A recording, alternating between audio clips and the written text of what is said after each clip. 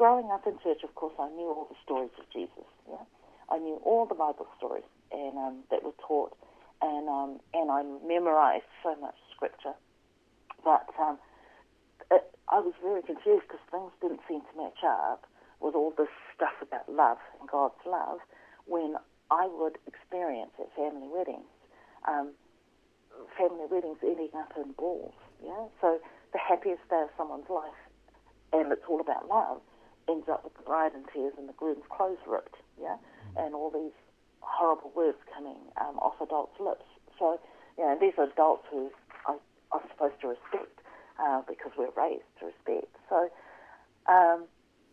it wasn't an easy transition.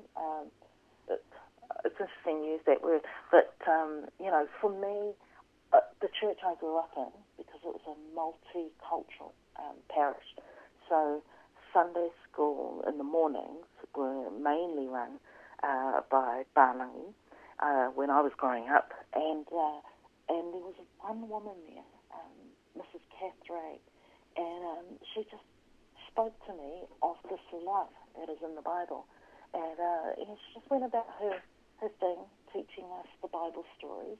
But I also watched her as a kid. I used to watch people a lot, and I watched her in the way that she spoke to other people, and there was a genuine care and a love, and that was other people, no matter how old they were, and no matter what ethnicity they were, even if their English was broken. Mrs. Ray was the one who would really speak to them and notice them, and that made an impact on me. And in 1987, there was an evangelist, a preacher called Louis Palau, who ran some meetings throughout New Zealand, and he held a youth night at Mount Smart Stadium, and our church was right behind it in terms of supporting Louis Palau visiting, and because he was a great Bible teacher. And there at this meeting, I sensed something drawing me forward. And when the invitation came to accept the gospel and enter a relationship with Jesus, I just went forward. It didn't matter to me whether someone was coming with me or not. I was weeping and went forward and couldn't understand it, but all I remember is the feeling of relief that I could be accepted as I was, but I could also enter into understanding more about this love that I'd seen from people like Mrs. Ray, as well as this love that I'd heard about and read throughout Scripture. So, following on from that, how has your relationship helped you in your life? What did you do afterwards? Was there a change of direction for you? Tell us about that moment onwards. Yeah. So I've always had a sharp wit about me, and I put that down to growing up around so many adults. Yeah, but my father was an extremely quick-witted man. He was very clever with his words. And what I would do is either make sarcastic remarks or work out ways that I could cut people down with my words. And over the years, as I've continued to build a relationship with Jesus, this is about changing my character. And as I've continued to build that relationship with him, including through the study of his word, which I really value, then I've realized that rather than taking people down, I have a gift of words that I can use to encourage and bring people some joy in their day. So, I had healing from a lot of pain. I've had healing from, some of my character flaws.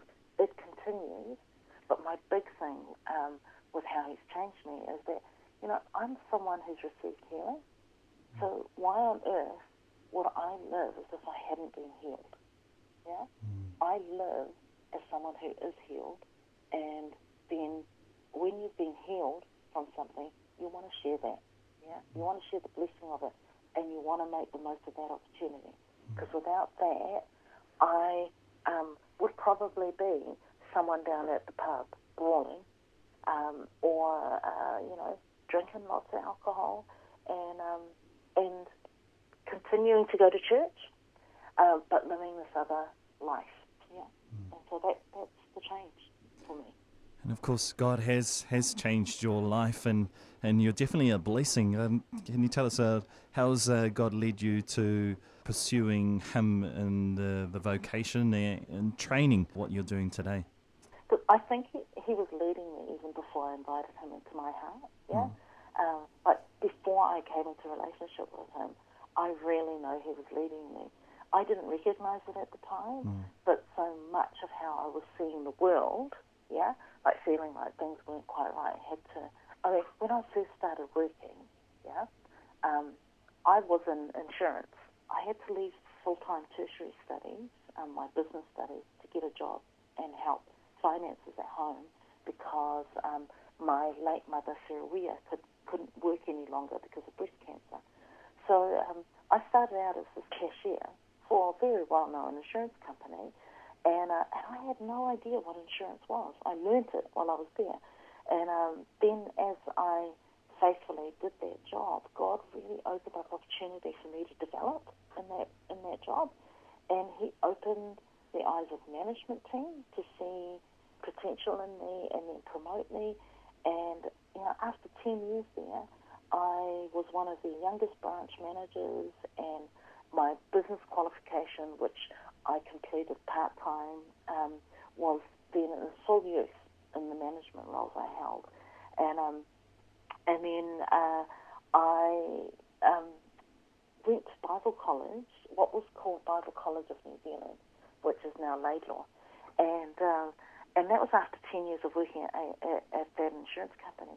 And seriously, my dad flipped about me leaving this well-paid job with recognition and status, and he flipped that I was going to give that up to go and be a student, even though it was a student of the Bible, but he didn't quite understand it. And while going through those studies, I still had no idea that I would end up in the field that I'm in now. That's not what I was studying towards. I wanted to understand the Bible more. And all throughout that, God just kept opening doors. And when I went overseas for a little bit, three months in Mozambique, 3 months in the UK, and when I returned to New Zealand, I wasn't sure where to next. And then God led me into this amazing new field of therapeutic mental health. And I started off at Department of Corrections, and I was running what's called criminogenics programs, and running them in the prison as well as in community. So I was helping offenders who wanted to change their offending behaviour. They wanted a changed life. And I was helping them with some skills.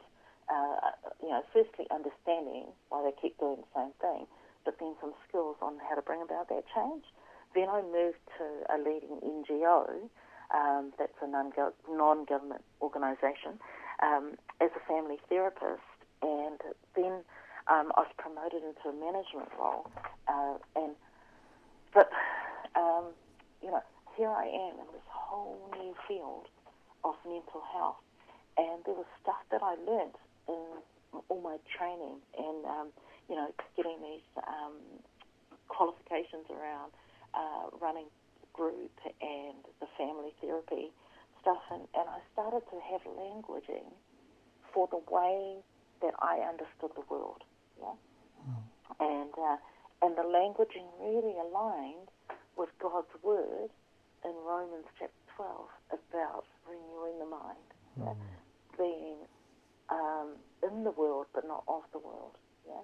And it was just fantastic to understand. Okay, I'm not a freak because I don't understand the world the way that my younger sister Colour does, that my younger sister Nor does. I don't understand the world they do.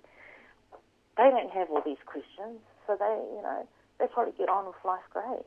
But me and all my questions, and it just started to help me to to accept that, okay, this is how God created me. And so this opportunity came for me to lead an amazing group of women who are the team at A Girl Called Hope.